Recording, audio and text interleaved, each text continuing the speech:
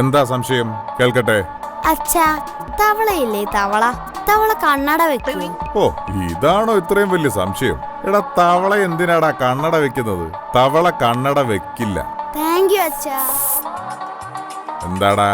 അച്ഛാ, ഒരു സംശയം കൂടെ. തവളക്ക് മുടി ഉണ്ടാവോ? ഇവനെ കൊണ്ട് ഞാൻ തോറ്റു.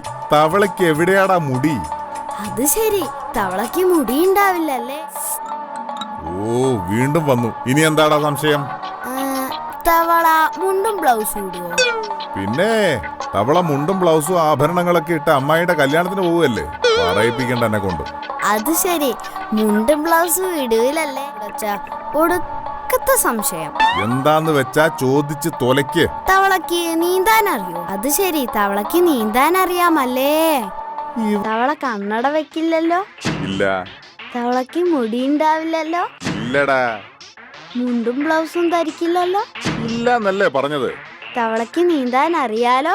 അറിയാമെടാ. മൈ ഗോഡ്, അച്ഛാ ചതിച്ചു. എന്താടാ? നമ്മുടെ വല്യമ്മ കിണറ്റില് വീണു.